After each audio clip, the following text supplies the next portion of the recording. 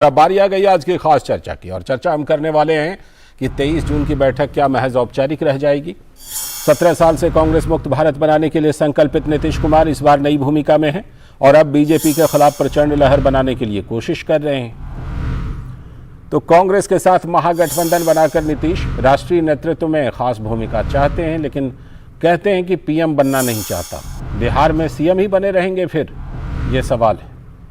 JDU अध्यक्ष ललन सिंह का दावा है कि बिहार में आयोजित विपक्षी एकता सम्मेलन में पीएम उम्मीदवार की चर्चा ही नहीं होगी, लोकसभा चुनाव के बाद मिल बैठकर तय करेंगे। जेडीयू ने साफ कर दिया है कि नीतीश कुमार पीएम के रेस में नहीं हैं, बल्कि बिहार में जेपी की भूमिका में यानी जयप्रकाश नारायण की भूमिका में मोदी सरकार के खिलाफ आंदोलन की अगुवाई करेंगे। बीजेपी नेता सुशील मोदी नीतीश की साख पर ही सवाल उठा रहे हैं और कहते हैं कि नीतीश की हैसियत तो अब एक मुंशी जैसी हो गई है। विपक्षी दलों को फोन करके नीतीश पटना आने की सूचना तो दे रहे हैं, लेकिन आने को राजी कोई नहीं है, ये बात सुशील मोदी ने कही है। उधर नेशनल कॉन्फ्रेंस के नेता उमर अब्दुल्ला ने कहा उनका इस तरह की विपक्षी एकता में कोई इंटरेस्ट नहीं, और बीएसपी नेता मायावती की बात कीजिए तो उनको तो निमंत्रण से ही दूर रख दिया गया है।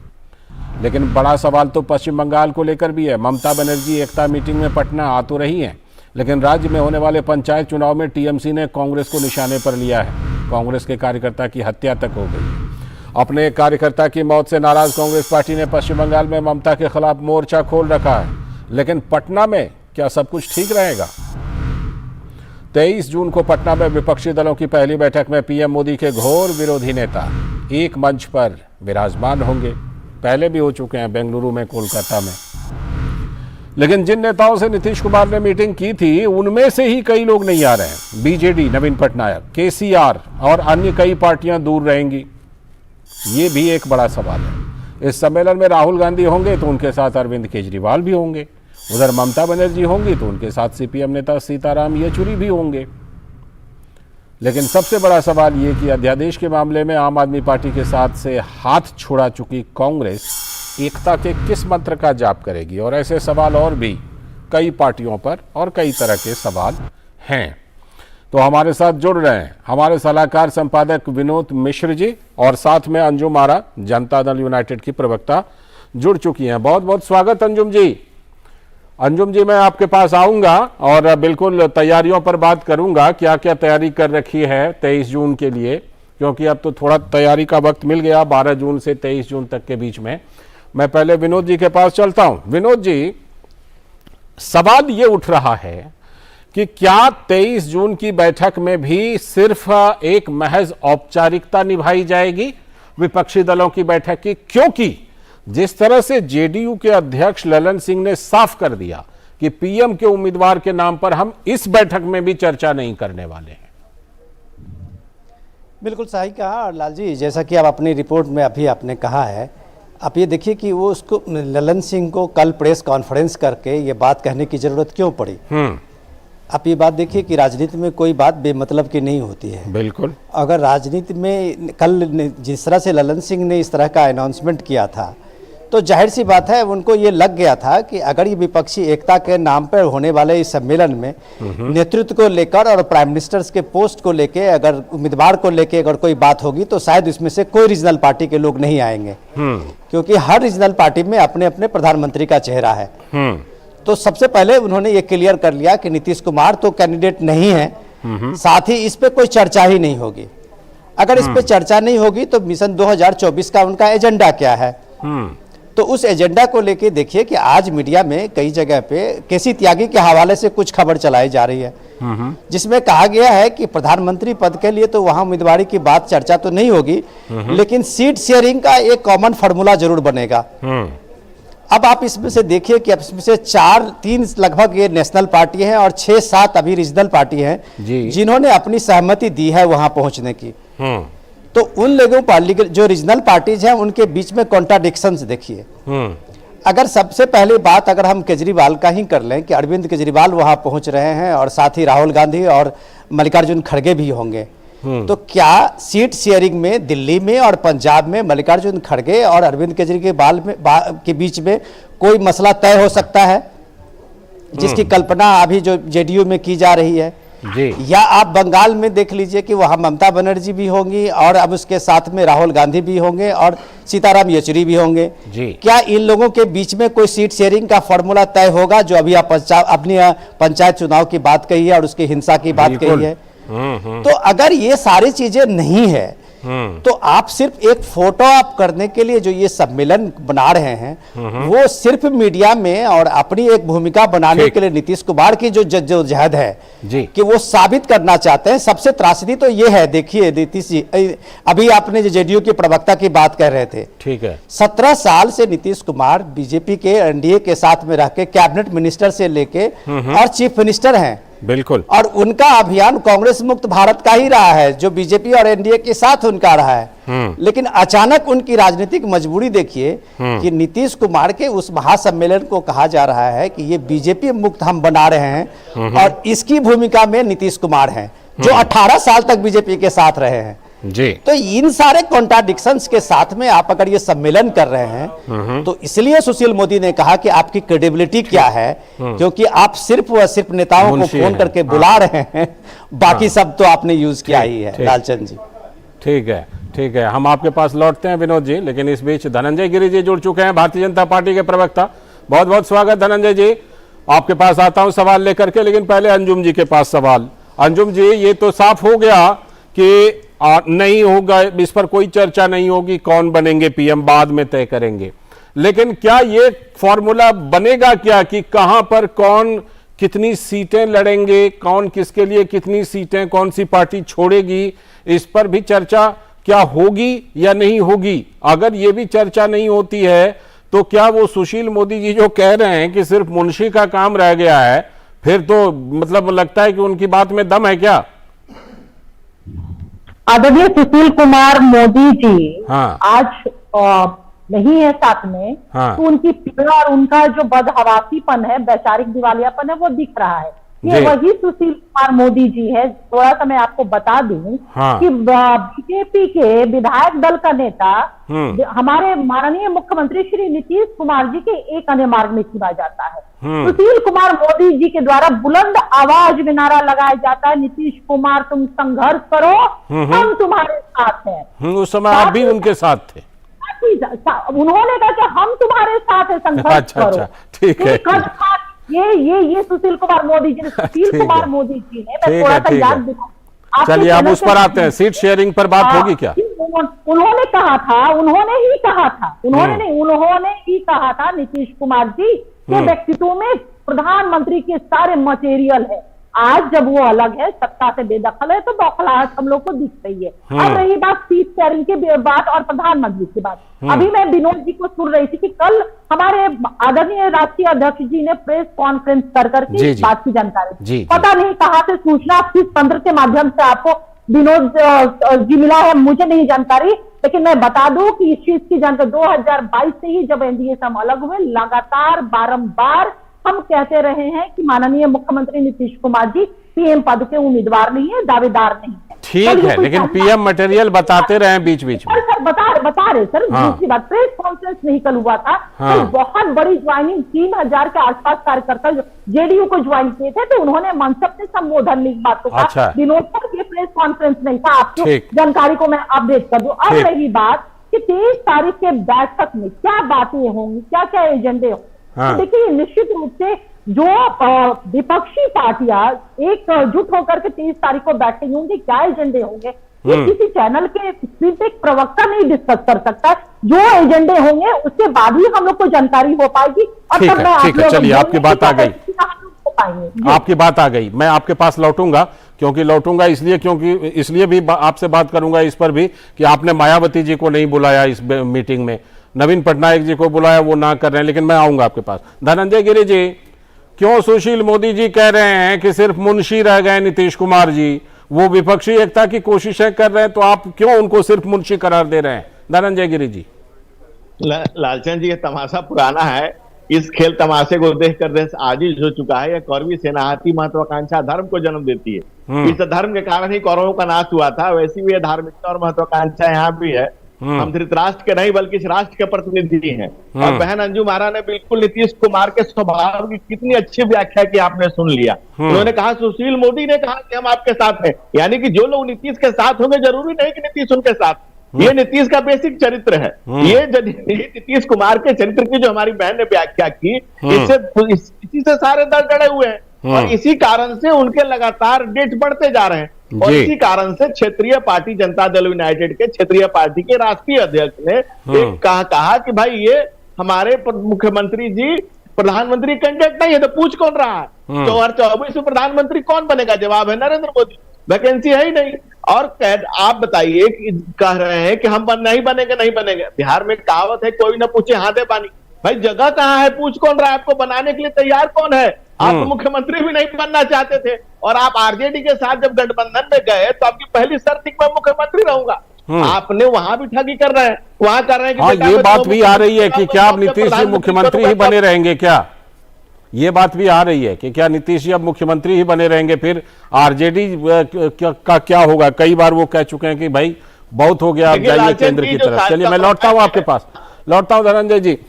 विनोद जी, अंजुम जी बहुत ही साफ तौर पर ये कह रही हैं कि देखिए अभी वैसा कुछ भी कार्यक्रम तय नहीं है, बैठक होगी, उसमें कई मुद्दों पर बात होगी, लेकिन यहां सवाल यह है कि बहुत सारी चीजें ऐसी हैं, जैसे देखिए मायावती जी को नहीं बुलाया गया, जिनको बुलाया गया नवीन पटनायक जी, केसीआर जी, वो इस मीटिंग में आ ही नहीं रहे हैं। तो ऐसे में फिर क्या होगा? कैसे इस बैठक को लेकर के क्या कोई फॉर्मूला निकल पाएगा? क्या वहां से विपक्षी एकता का संदेश निकल पाएगा 23 जून की बैठक से? विनोद जी। लाल जी, पहले तो मैं जेडीयू के प्रवक्ता अंजुम जी को तो सैल्यूट करता हूं, बहुत तेज तर्रार प्रवक्ता हैं जी और बहुत अपने ये अपनी चीज़ों को बहुत तरीके से रखती हैं। मैं कह सकता हूं कि हमारे यहाँ डिस्कशन में अंजुम जी बहुत शानदार अपने तरीके से अपनी बात को रखती हैं। लेकिन शायद कुछ उनकी ये मजबूरी है कि जो कॉन्ट्राडिक्शंस हैं उसको वो खुल के नहीं बता पा रही हैं।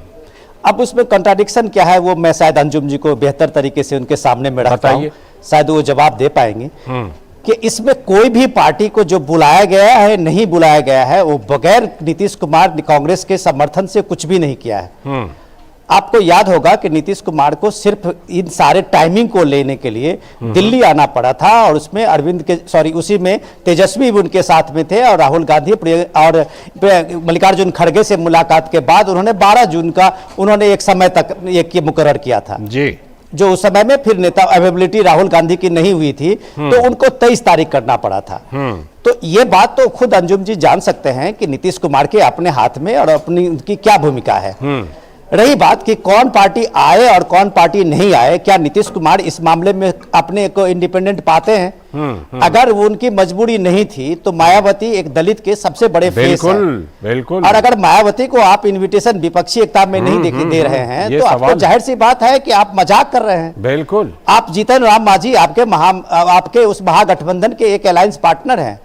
आप जीतन राम मांझी के पार्टी को इन्विटेशन नहीं दिया है आपने, तो डेफिनेटली आपको कहा जाएगा कि आपने उसमें यही चीजें कही है जो आपके महागठबंधन को या दूसरी पार्टी को सूट कर रहा है। अब आप रही बात कि नीतीश कुमार की भूमिका को देखिए, जिस दिन वो मल्लिकार्जुन खड़गे से मुलाकात करने के बाद ठीक है अरविंद केजरीवाल से मुलाकात की थी और उनको अध्यादेश के खिलाफ में वोट करने के लिए कांग्रेस का एश्योरेंस लिया था और उसके बाद क्या हुआ, 2 दिन के बाद ही मल्लिकार्जुन खड़गे अपनी बात से पलट जाते हैं और सीधे सीधे नीतीश कुमार के जो बात हुई थी उनसे अलग हटके उन्होंने कहा कि केजरीवाल के साथ हमारी कोई भूमिका नहीं। जब दिल्ली और पंजाब ने अब अगर ये सीधे सीधे मामला बनता है कि अगर अरविंद केजरीवाल उनके मीटिंग में आ भी जाते हैं तो क्या कांग्रेस के साथ में उस विपक्षी एकता का वो कोई सूत्र बना सकते हैं? बिल्कुल, ये सवाल आप अंजुम जी को पूछ सकते हैं। अंजुम जी से ये भी सवाल मैं जरूर पूछूंगा।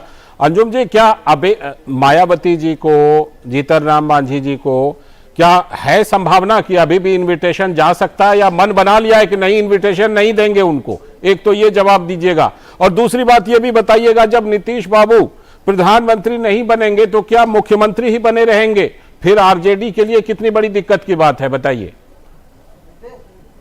लालचंद जी, सबसे बड़ा आश्चर्य लग रहा है कि आदरणीय जीतन राम मांझी जी बहुत बड़े नेता हैं, बहुत अनुभवी नेता है, बड़े नेता है, देश के नेता है, बिहार के नेता है और महागठबंधन के वो सम्मानित घटक दल भी है। वो स्वयं में महागठबंधन बिहार में स्वयं में होस्टिंग की भूमिका में है। तो निमंत्रण देने का सवाल वो दूसरे स्टेट के कोई नेता या कोई पॉलिटिकल पार्टी हो, तो मुझे समझ में आ रहा है कि इस पे सवाल अगर तो मान लें कि वो रहेंगे बैठक में, निश्चित रूप से वो तो महागठबंधन। ठीक है, ठीक है। अब मायावती जी पर आ जाइए। महागठ और ये कोई ये पहली बैठक जरूर है हमारे नेता नीतीश कुमार जी के जो सार्थक प्रयास हुए थे विपक्षी एकता को लेकर के। आज हम देख रहे हैं कि 23 तारीख को एक रूप में वो आ रहा है कि पहली बैठक होगी। ये कोई आखिरी बैठक तो है नहीं महागठबंधन की या विपक्षी एकता को लेकर के। तो इस बैठक के लिए मायावती जी को जाएगा निमंत्रण की नहीं? और देखिए इस बात को लेकर के ऑफिशियली मुझे जानकारी नहीं है अच्छा, कि निमंत्रण जाएगा या ठीक नहीं। है। लेकिन जहां तक मैं समझती हूँ कि हमारे नेता नीतीश कुमार जी का ये प्रयास है कि गैर भाजपा जितनी भी पॉलिटिकल पार्टियां, मैक्सिमम पॉलिटिकल पार्टियों को, ये तो मतलब अगर कहा जाए कि हमने भी इसीलिए पूछा क्योंकि बीएसपी उस योग्यता को पूरा कर रही है। हमने भी इसीलिए पूछा क्योंकि बीएसपी आपकी उस योग्यता को पूरी कर रही है, उनको जाना चाहिए। हमारी पूरी कोशिश मैक्सिमम विपक्षी पार्टियों को हम एकजुट कर सके, इसी के लिए हमारे आदरणीय लाल जी, अंजुम जी को कहिए कि बीएसपी के प्रवक्ता ने आज कहा है कि नीतीश कुमार दलित विरोधी है। आज मायावती जी भी इस तरह का आरोप लगा चुकी हैं। मायावती जी भी, जब आनंद मोहन की रिहाई हुई थी, विनोद जी, जब उनको कहा गया है डिफरेंट, तो अंजुम जी जवाब दें इसका। हाँ, तो ये बीएसपी के प्रवक्ता दलित विरोधी होने का आरोप लगा रहे हैं अंजुम जी। नहीं, देखिए आदरणीय श्रीमती मायावती जी, सुश्री मायावती जी बहुत बड़ी नेता रही है, मुख्यमंत्री रही है। वो इस तरह का बयान दे रही, तो उसके पीछे उनका जो डर है ना, वो सर्वविदित है कि डर उनका क्या है। तो निश्चित रूप से सीबीआई, जो इन्फोर्समेंट एजेंसियों का जिस तरह से उनके ऊपर जकड़ा गया, ताज कॉरिडोर, ये सारे मसले हैं। अच्छा, तो और ये चीज किसी और पर आपका ये तर्क है कि वो इस वजह से नहीं आ रही हैं, लेकिन बाकी लोग जो आरोप लगा रहे हैं उनके आरोप में दम नहीं है कि केंद्रीय एजेंसियों से हमें परेशान किया जा रहा है। मुझे ये लगता है कि अगर वो दलित विरोधी कह रही है, तो हमारे नेता नीतीश कुमार जी ने अनुसूचित जाति जनजाति के लिए किस तरह से काम किया है ये बताने की जरूरत नहीं है। अच्छा, ठीक है। अब उस सवाल पर जरा आइए। बाबू जगजीवन राम छात्रवृत्ति योजना को जब बीजेपी ने बंद कर दिया, तो सुश्री मायावती जी के मुंह में जबान क्यों नहीं बोलने के लिए? ठीक है, आप जरूर बीएसपी वाले इसका जवाब देंगे, लेकिन बताइए नीतीश कुमार जी सीएम बने रहेंगे? जब पीएम नहीं बनेंगे तो सीएम तो बने रहेंगे ना? देखिए लालचंद जी, इस तरह का सवाल आप कर रहे हैं। आप बहुत बड़े न्यूज चैनल, देश का डीडी न्यूज चैनल है, आप बहुत बड़े आप पत्रकार भी हैं। आप जानते हैं कि पीएम और सीएम बनने का कॉन्स्टिट्यूशनल प्रोविजन से प्रक्रिया है और किस तरह से तय होती है। जितने भी घटक दल है, महागठबंधन के घटक दल है, वो अपने नेता को चयन करते हैं, चुनते हैं। उसके बाद सीएम और पीएम पद का उम्मीदवार नहीं, दरअसल मैंने इसलिए पूछा क्योंकि आरजेडी बड़ी बेसब्री से इंतजार कर रही है। तेजस्वी जी बड़ी बेसब्री, मैं बता रही हूँ, महागठबंधन तय करेगा कि 2025 का चुनाव किसके नेतृत्व में। ठीक, लौटता हूँ आपके पास, लौटता हूँ धनंजय जी के नेतृत्व में। ठीक, धनंजय जी, पटना में क्या होने वाला है? मैं इसलिए आपसे ये पूछ रहा हूं क्योंकि हमने देखा है कि आरजेडी के कई नेताओं ने खुले तौर पर कहा कि अब जरा बड़ा दिल दिखाइए, अब जरा आप केंद्र की तरफ रुख कीजिए, वीपी सिंह की तरफ पद त्याग कीजिए। लेकिन अगर अंजुम जी कह रही हैं कि नहीं, अभी भी लगता है कि नीतीश जी पीएम नहीं बनेंगे, सीएम बने रहेंगे, तो ऐसे में महागठबंधन के अंदर तेजस्वी जी, आरजेडी की तरफ से क्या कुछ रिएक्शन हमें देखने को मिल सकता है पटना में? धनंजय जी।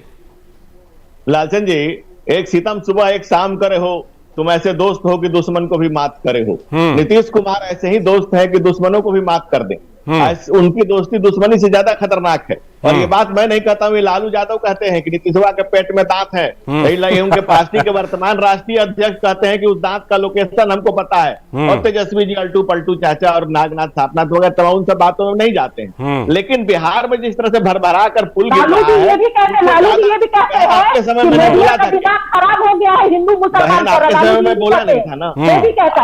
आप बड़ी लालू जी के बहुत सारे बयान बहुत फेमस है। ठीक है, अब धनंजय जी को जरा बोल लेने दीजिए, फिर आप बोलिएगा। अंजुम जी बोलिए। धनंजय जी, मैं कह रहा हूं कि भाई नीतीश कुमार जी की जो स्थिति है, आप देखिए, सच बोलने से जो भी आती थी, जदयू के प्रवक्ता लालू जी का नाम भी नहीं लेते थे, सजा याफ्ता कह के बुलाते थे उनको, सजा याफ्ता।